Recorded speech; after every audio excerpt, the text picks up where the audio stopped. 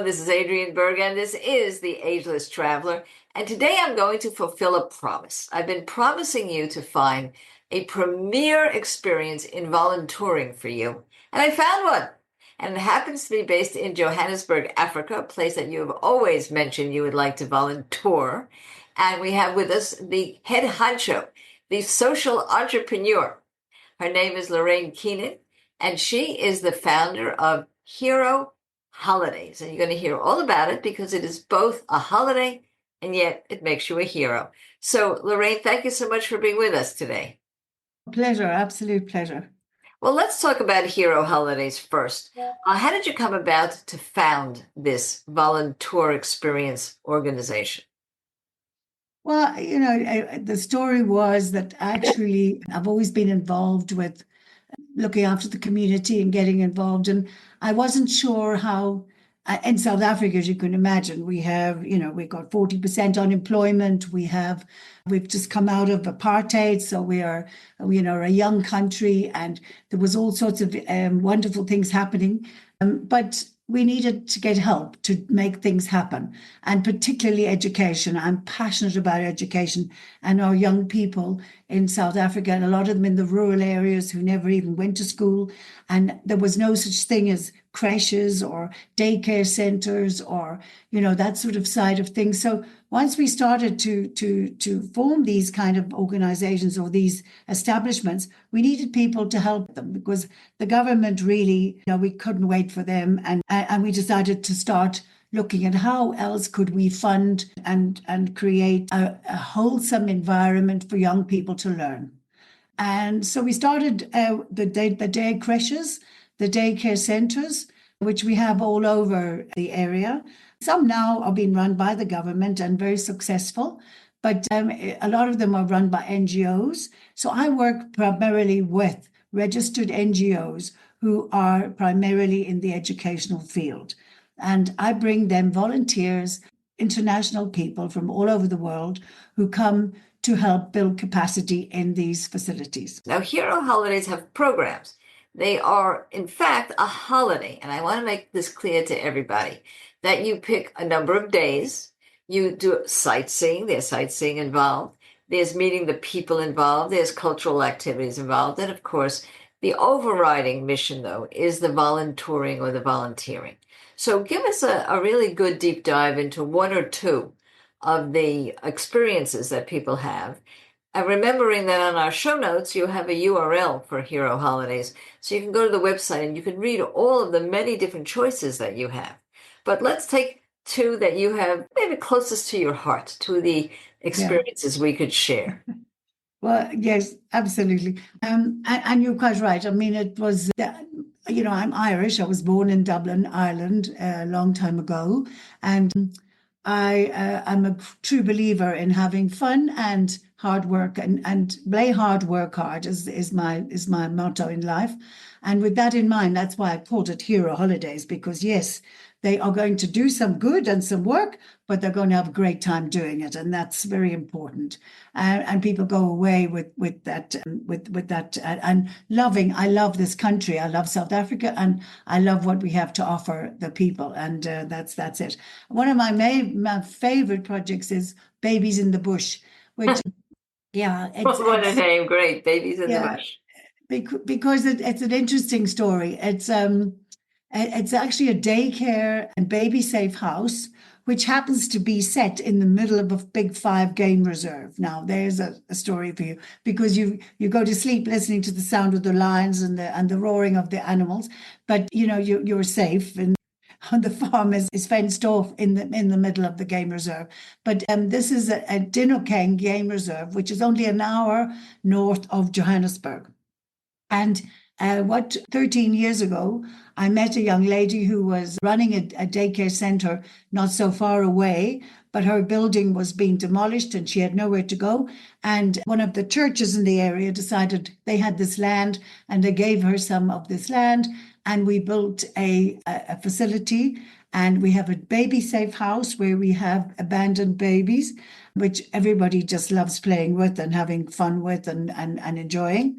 And then we also work with the community that surrounds the game reserve, a big community of about 5 or 6 thousand people, a lot of unemployment, but a lot of young people who had no opportunities to get education. So we set up daycare centers. So we work with 22 daycare centers in that vicinity, in that area. So the volunteer that would come, they would stay on the farm. There's also like a working farm. There's goats and there's horses and there's cattle and there's all sorts on the farm. So there's farm duties, and there's also the baby safe house. And then once or twice a week we go into the community and we do mobile educational activities with the kids for the day. So it's a wonderful experience. You get to understand the culture of the rural South African, which you don't get in the big cities, or you don't get on your sort of package tours as such. So it's a great opportunity to meet the community and to meet the locals in a safe environment and give back. Yes, it sounds actually one of the kinds of things that are become these experiences that you remember all of your life. Give us a Yes. picture, though, of the type of person who comes and volunteers, and how many volunteers might you have at the same time? We like to keep it around 10, no more than 10 at a time, because, then they really can gel themselves. It's not such, it's a better arrangement. We can actually sleep about 20 or so, but we sometimes have some leaders in the community that come in and spend some time with us, because we are also running some training courses. We run various things like St. John's Ambulance and some health nutritional workshops. We do all sorts of different workshops with them. So we on and off we have, but 10 volunteers at a time is perfect. And we've had all age groups. We've had older people, we've had middle-aged people, we've had married people, we've had couples, we've had individual young people. We've had quite a mixture. And we had a father and son just recently, which was interesting. The father was in the 60s, and the son was like 20 something. And that was really an interesting combination. And they were very handy on the farm, I can tell you, because they were good with their hands. And we kind of vet people before they arrive. Obviously, we need to do an application, and we like to put their skills to good use. Like we Yeah. had a ballerina once, and she taught ballet for a whole week, which was really wonderful. We've had singers, we've had pianists, we've had wonderful people who can sew. Just recently, we had also an older woman who was, oh, she was fabulous. She ran a textile factory way back in, she was from Ireland, way back in Ireland, and she was then retired now. And she was unbelievable. We had a whole load of material that was donated to us, and she oversaw and made all loadies blankets and all sorts of rugs for the kids and whatever. It was fabulous. So yeah, we like to put your skills to good use. If you've got a skill, we'll make you put it to good use. Well, this is one of the reasons that I am so excited about telling you about hero holidays. Because one of the things that we do lament, particularly after we're retired, is that we lose the ability to use our skills. Use it or lose Mm, it. So that's one thing. And for those of us who have not lost our skills, we often don't have any place to show them off. But here is not a tightly scheduled volunteer program where everybody has to do one thing because you have to fit in with a group, or you go one day to dance or read to children at a school just once for an hour. This is a mm, place where you can really spread your wings and mm. help with what you know how to do. And that is so valuable, not only to the people that you're helping, but Mm. I think it's more Yeah, valuable to you. Now, absolutely. yeah, we're going to take a Absolutely. little bit of a break. We're going to come back. We're going to talk about a different program, a completely different program that you could enjoy on Hero Holidays. So don't you go anywhere.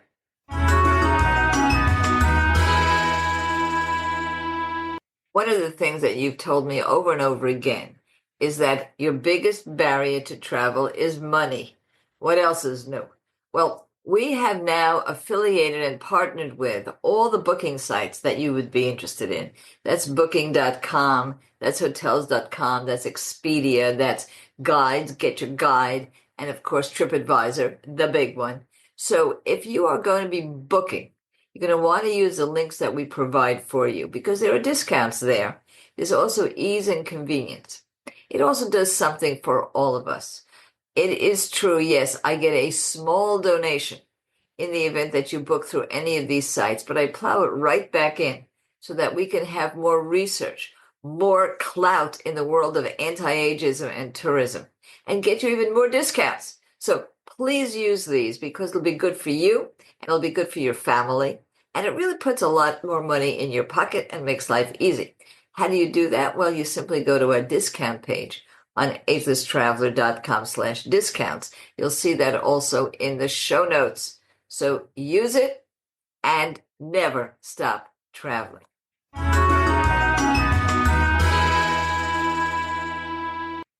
And now we're back, and I am so pleased because I am fulfilling a promise. It is one of the things that's closest to my heart, and that is to get you self-fulfilled through travel. But you also have to go home. And when you go home, we are associated with something you may not have heard of, and that is Senior AmeriCorps. That is like the Peace Corps, but for older folks. And so we will be able to show you after you have had a wonderful time with Hero Holidays. You'll be hearing Lorraine Keenan, my guest, speak a little bit more about it in a minute, how you can apply those same skills that you have used and enjoyed and helped others with at Hero Holidays at home. Because AmeriCorps Senior will find you a local organization. And it's a wonderful, fulfilling circle that we've created here at the Ageless Traveler. So, Lorraine, you told us about Babies in the Bush, right? That's one of your many programs. Pick another one. Yeah, totally different would be our Curious Kids. Now, I say curious kids because kids with inverted commas, because we have young teenagers, we have young job seekers, we have young entrepreneurs who are coming up with ideas of how they want to create products and things, particularly in climate change and environment. And we have recycling projects. We have unbelievable, great recycling projects. This particular program is based in the city centre. It's right in the middle of Johannesburg. I look forward to taking you there when you come. Yes, excited to go. Yeah, it's a fabulous environment. We have various artists who use the facility. It's quite a big area. It used to be an old laundry area. It probably covers about 2 hectares in total, and it's been revamped, but kept its industrial look and feel, which is really super and very, very nice. And we have an amazing guy who's kept a permaculture garden, and we grow our own vegetables and whatever, which then are sold to the community in the 5-kilometer radius. We have as I said, the entrepreneurial hub is run by an organization called Makers Valley, which is actually an American organization who are an NGO who supply a lot. We do lots of workshops. We do women and girl workshops. We do young teenage workshops. We do gender-based violence is a very big thing now in this country and everywhere in the world, I know. But particularly here, we have great workshops with young women and older women. And we have a podcast hub where the kids can come and make their own music, and they do their own CVs, and there's a complete computers department where they can do all of that. So really for young people seeking employment, looking for jobs, trying to improve themselves and trying to upgrade themselves with various different entrepreneurial skills.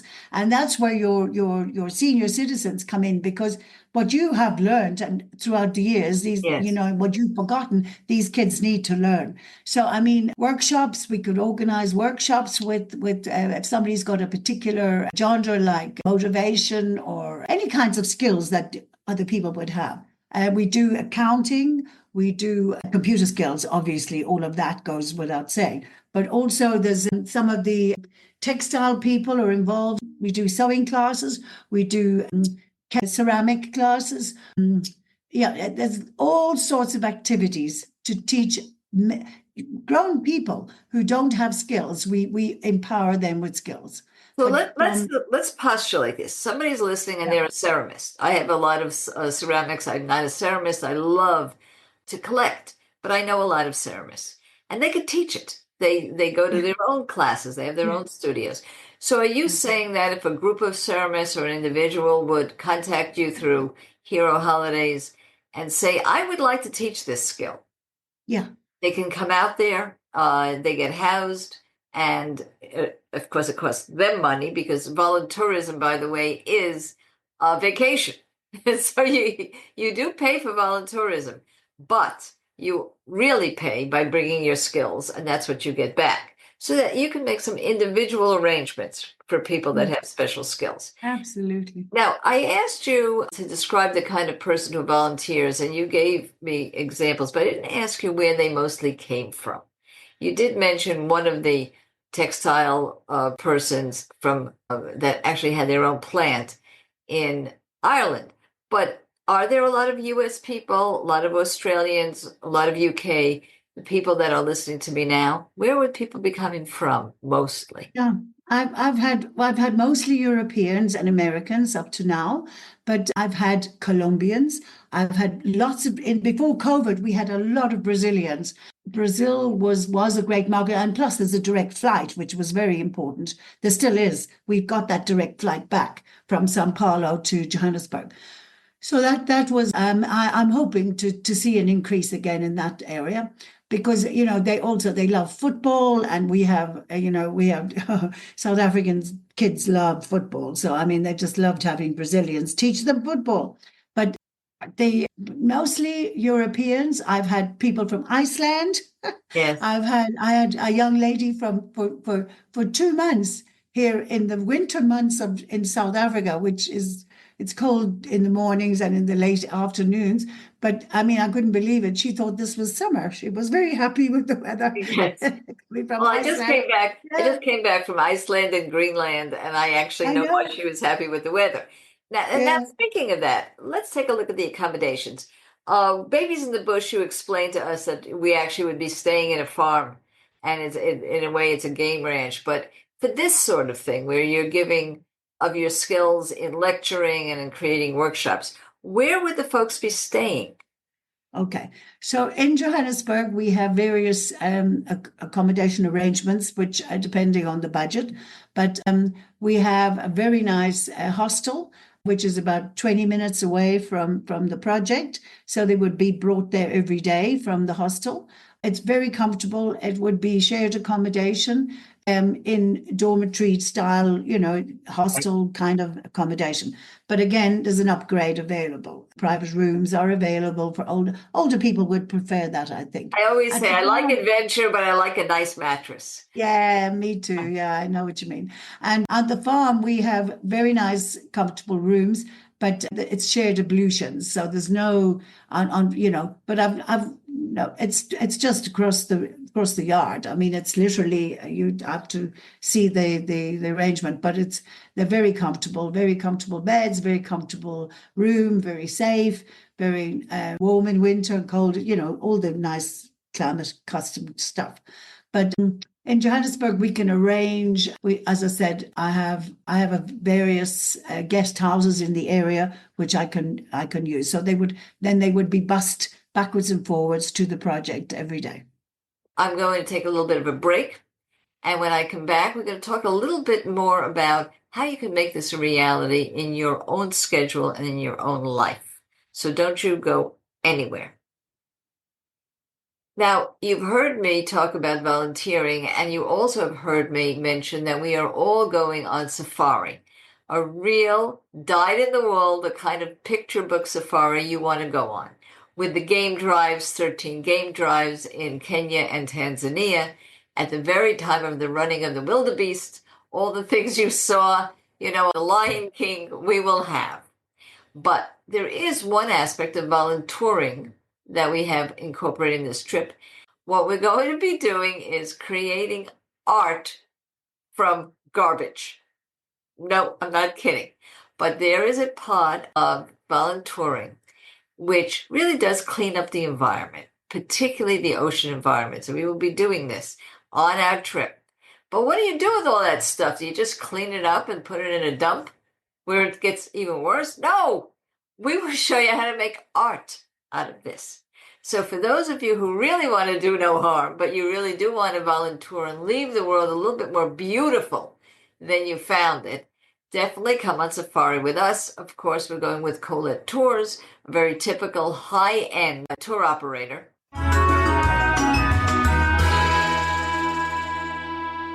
What are you doing between September 14th and September 27th? Well, one of the things you could be doing is going on safari with us in Kenya and Tanzania. Yes, we will meet in Nairobi and we will take a look at this wonderful city, and then the adventure of a lifetime ensues. 13 game drives during that period of time. We will have breakfast in the bush with incredible tribal chefs and so much more. Yes, Kilimanjaro is on the list, and it is the time of the running of the wildebeest, something I've always wanted to see. But we are getting an incredible price, and so we will be cut off on May 30th. If you are interested in going, now is the time. Simply take a look at our website, agelesstraveler.com. Take a look at featured trips, and you will see incredible details day by day for Africa. Now, you'll also see a price that includes air, but the price without air is really scrumptiously low. Okay, if you're interested, take a look, and you have a phone number there so that you can call Colette, get more details, travel with us, never stop traveling.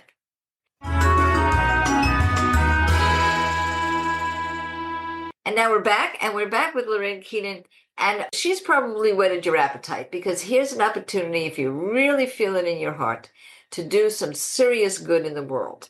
But how do you fit it into your own calendar? How do you make it real? So I'm going to ask Lorraine, in terms of your particular trips, because they are different from everybody else's, can people make arrangements to come at different times of the year? Do you have set schedules? What if there's a group? Okay, so groups are more than welcome. And as I said, up to 10 at a time, I'm quite happy with. But I think, and time-wise, I think really to make a difference and for yourself and for the project, 2 weeks is the perfect time. We know people's time is very precious commodity. So we have done 10 days and whatever, but basically it's 5 working days, and then there's a weekend in between, which then we would organize you whatever activities you want to do within the area. There's adventure stuff to do, there's art things to do, there's shopping, there's whatever, whatever your heart's desire is in that, whatever you want to do in that weekend, you can do. We do microlight flights, we do all sorts of activities, as I say, game drives, things, because, Babies in the Bush is in the middle of a big 5 game reserve. So you are on safari every day, basically. Well, the animals are around you all the time. So that's what I think. 2 weeks in your own time is perfect. That is the perfect volunteer program. And for that you get, I think, satisfaction. Second question is, can you do it any time of the year? Yes, absolutely. I mean, winter, the best part about Johannesburg is winter. We have no rain in winter. Generally, now we've got climate change, so things are changing every day. But at the moment, winter is our dry season. So it's quite cold in the mornings. Like it can be like 3 and 4 degrees in the morning, but by lunchtime it's 25. So people find that extremely hard to believe, but it is a fact. And so June and July, your summer months, are our winter months, and it is absolutely dry and cold in the morning, but very nice during the day. Blue skies, big blue skies. That's what we're known for. And it's very, very nice weather to work in. In summer, of course, is our rainy season. So we have big thunderstorms in the afternoons. But, again, during the day is absolutely beautiful. We get up to 29, 30 degrees. So all year round is very, very, very acceptable. We prefer not, and obviously it's the main holidays like Christmas, Easter. I actually have a group of volunteers arriving next week, right in the middle, and they will be Easter. at Babies in the Bush over Easter. But so the schools will be closed because schools close over the Easter period, but there's enough work to be done on the farm. So they're going to be busy with all of that kind of work. So yeah, we all year round, to answer your question, all year round. Now, when you look at your website, how many different programs have you got up there these days? I have 4 programs at the moment. And you told us about 2 of them. And before we leave, pick a third. And with that third, a story that you find lingers in your mind and your heart from all these years that you've been working with volunteers. Okay. Well, the one that's also extremely close to my heart is my Soweto kids, because as you can imagine, Soweto is the heart of South Africa. It is the bedrock of our freedom in this country. It is the home of Nelson Mandela. It is the home of Bishop Tutu. I mean, it's the only one street in the world where you had 2 laureates. Say there's 2 million people. I think it's more like 4 million people. It's the most wonderful community, and the music, the entertainment, there's just smiling faces wherever you go. Our Soweto Kids project handles a few different aspects. We work with some disabled children, doing some sports activities and whatever with them. One time, maybe one day doing that. Another day, twice a week, we have an outdoor library, which operates right outside the lodge that we use, and there we have children coming from all around the area to sit and read books. And we have sometimes, at least once a month, we have a writer, a author that comes and reads to them in the vernacular, in their own language. And they have activities like music activities. They bring music to the reading. We're trying to encourage reading is a huge problem with our children in South Africa, that they don't understand their comprehension of what they're reading. So we encourage reading and games that go with it. So we encourage, we introduce reading as a game and as a whole sort of activity. So that happens twice a week. Then we have an informal settlement that we work with, that there's older people. We go and visit some old people. We bring them some food. It's a wonderful activity. It's a wonderful, wonderful community. I love Soweto. And once you've been to Soweto once in your life, you can, you get so, and the entertainment, the music at nighttime, during the day. I mean, there's activities everywhere. It's really wonderful. It's a great place to be. Local food. We do a cooking tour where you go and you collect the food from the food gardens, and then you come back and you learn how to cook the African potjie stew, which is like a really cooked on the open fire. So that's a whole activity in its own. We have food gardens, so you can help in the food gardens to help grow food. And if we've got skills like artists and singers and musicians, and I mean, they come in and they jam with the local guys and they make up. It's fabulous. It really is. There's lots to do. And artists, I mean, we have street art is becoming a huge thing in Soweto. It's already very big in the city centre of Johannesburg, but now we've kind of pulled it over into Soweto. So there's been some of the great artists have come, and in fact, and June 16, which is our big day for the commemorating the 1976 student riots, which was the start of the end of apartheid. Yes. That day next year is 2026 is 50 years. And we have a whole going to be plan some celebration. Yes. Yeah, it's big. And there's going to be concerts. There's going to be art exhibitions. There's going to be fashion houses. And it's just unbelievable the calendar that we're going to have in June 2026. So if you want to be in South Africa for June 2026, that's the time to go.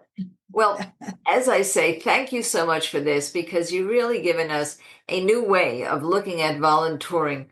Some of us are looking at $8,000, $9,000, and $10,000 for a week to volunteer somewhere. And again, it's one of these cookie cutter, cut and dried, don't necessarily using your skills type of experience. But as Ageless ambassadors, we can do better, and we can do better with Lorraine Keenan. And for those of you who want to keep up with all these things, please remember that we have a free weekly newsletter, Travel Tuesday. And it gives you all the updates plus hints and tips, things that you tell me you want to know. For example, today's Travel Tuesday, that happens to be a Tuesday, tells you how to spot fake currency all over the world, because some of you told me you've been taken. And so we're going to fix that, making lifelong travel easy. So thank you, Lorraine. We'll have all of the information on the show notes. And for the rest of you, never stop traveling.